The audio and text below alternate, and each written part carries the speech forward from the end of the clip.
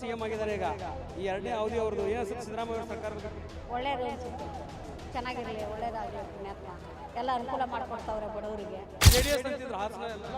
JDS ಅಂತ ಇಲ್ಲ, ಒಳ್ಳೆ ಕೆಲಸ ಮಾಡೋರಿಗೆ ಒಳ್ಳೆ ದಾರಿ ಕೊಡ್ತಾರೆ ಅಷ್ಟೇ.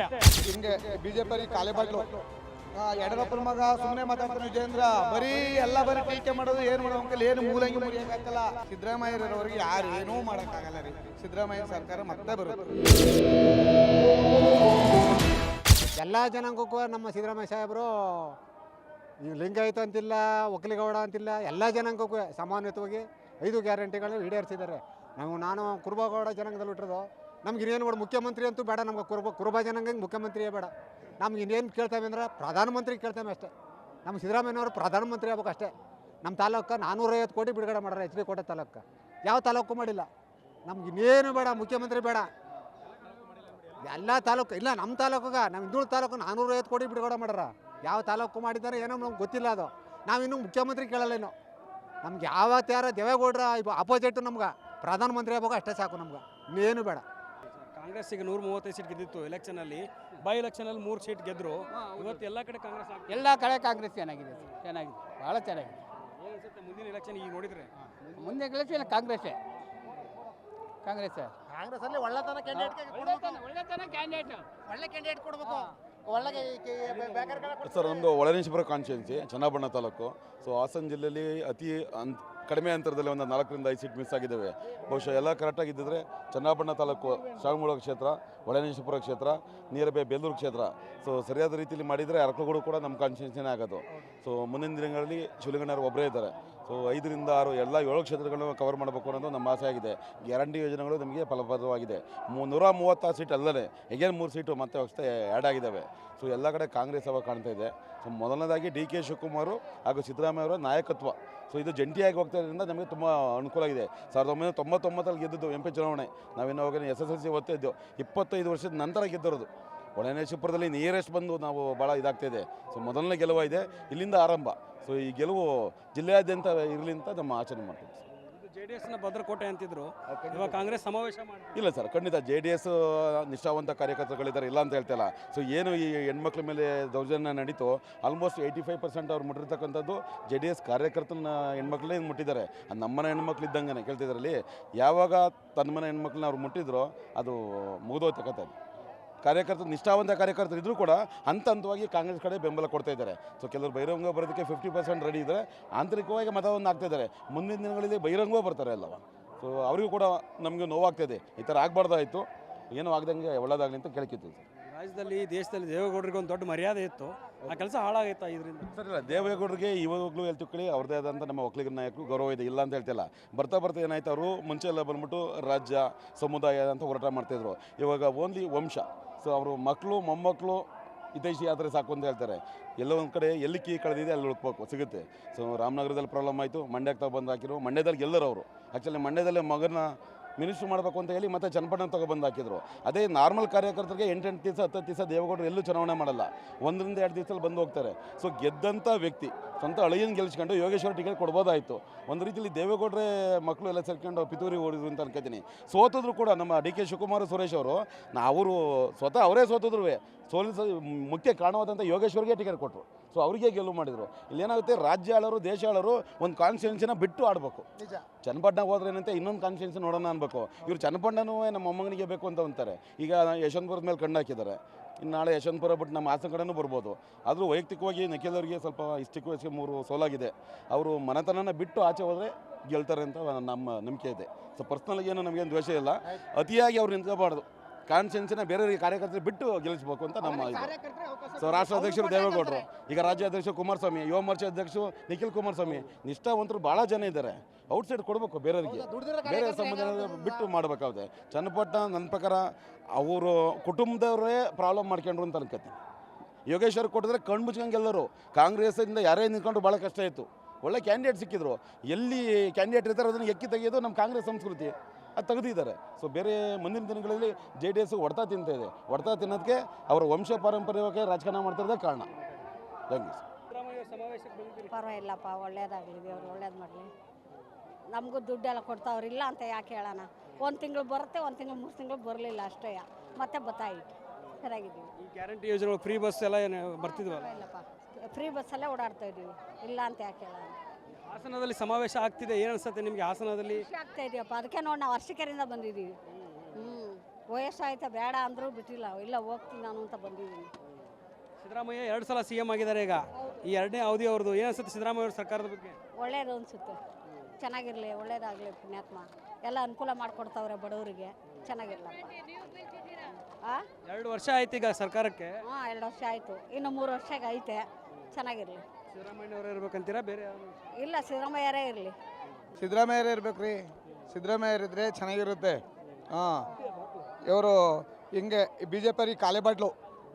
ಯಡಿಯೂರಪ್ಪನ ಮಗ ಸುಮ್ಮನೆ ಮಾತಾಡ್ತಾನೆ ವಿಜಯೇಂದ್ರ. ಬರೀ ಟೀಕೆ ಮಾಡೋದು, ಏನು ಮಾಡೋದು ಅಂಕಲ್, ಏನು ಮೂಲಂಗಿ ಮುರಿಯೋಕ್ಕಾಗಲ್ಲ ಯಾರಿಗೆ. ಯಡಿಯೂರಪ್ಪನ ಮಗಂಗೆ ವಿಜಯೇಂದ್ರಂಗೆ ಬರೀ ಸಿದ್ದರಾಮಯ್ಯ ಮೇಲೆ ಬರೀ ಇಲ್ಲದ್ದೇ ಅಪವಾದ ಒರೆಸಿ ಇಲ್ಲದೆ BJP ಕಾಲೆ ಬಾಟ್ಲಿ ನೋಡಿ, ಇಲ್ಲ ಐತೆ ಕಾಲೆ ಬಾಟ್ಲಿ. ಖಾಲಿ ಹಿಂಗೆ ಬರೀ ಕಾಲೆ ದೊಗದೆಯನ್ನ. ಸಿದ್ದರಾಮಯ್ಯನ ಸರ್ಕಾರ ಶಾಶ್ವತ, ಲಾಸ್ಟ್ವರೆಗೂ ಹಿಂಗೆ ಇರಬೇಕು. ಇನ್ನೂ ಸಖತ್ವಾಗಿ 25 ವರ್ಷ ಸಿದ್ದರಾಮಯ್ಯನ ಸರ್ಕಾರ ಬಂದೇ ಬರುತ್ತೆ. 2 ವರ್ಷ ಆಯಿತು ಸಿದ್ದರಾಮಯ್ಯ ಅಧಿಕಾರಕ್ಕೆ ಬಂದು, ಮತ್ತೆ 25 ವರ್ಷ ಮತ್ತೆ ಪದೇ ಬಂದೇ ಬರುತ್ತೆ. ಸಿದ್ದರಾಮಯ್ಯರವರಿಗೆ ಯಾರು ಏನೂ ಮಾಡೋಕ್ಕಾಗಲ್ಲ ರೀ. ಸಿದ್ದರಾಮಯ್ಯನ ಸರ್ಕಾರ ಮತ್ತೆ ಬರುತ್ತೆ.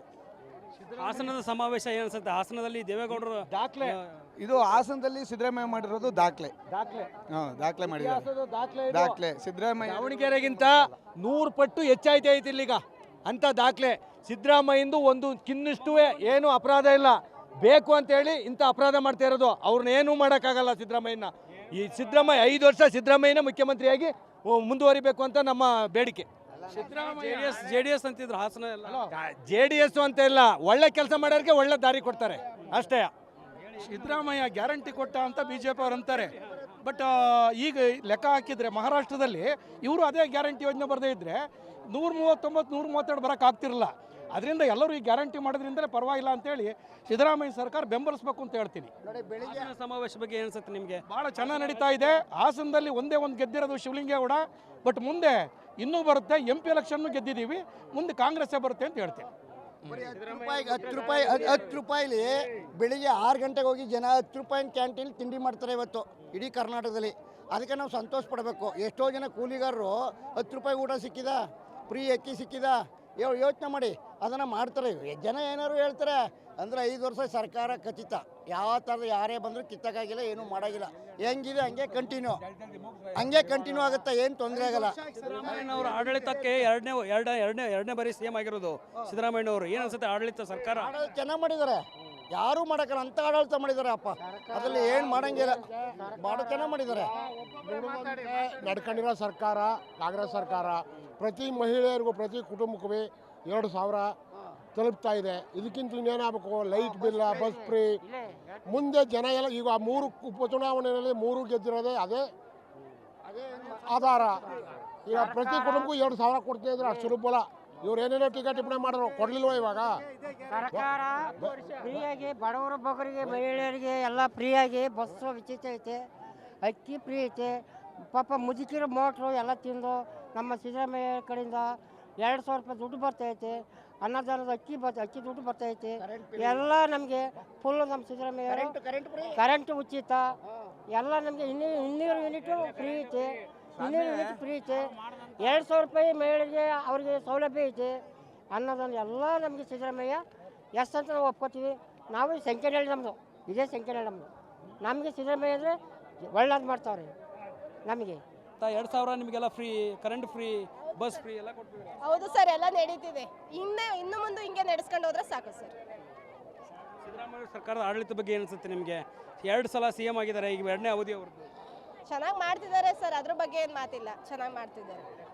ಹಾಸನ JDS ತವರು ಜಿಲ್ಲೆ ಅಂತಿದ್ದು ದೇವೇಗೌಡರದ್ದು, ಇಲ್ಲಿ ಕಾಂಗ್ರೆಸ್ ಸಮಾವೇಶ ಆಗ್ತಿದೆ. ನಿಮಗೆ ಏನು ಮಾಡಂಗಿಲ್ಲ ಸರ್, ಅವ್ರವ್ರ ಹಣೆ ಬರ ಹೆಂಗಿರುತ್ತೋ ಆ ಥರ ಸಮಾವೇಶ ಮಾಡ್ತವ್ರೆ. ಅವರು ಇತ್ತು, ಈಗ ಇವ್ರದ್ದು ಎಲ್ಲರಿಗೂ ಚಾನ್ಸ್ ಕೊಟ್ಟು ನೋಡ್ಬೇಕಲ್ಲ ಸರ್.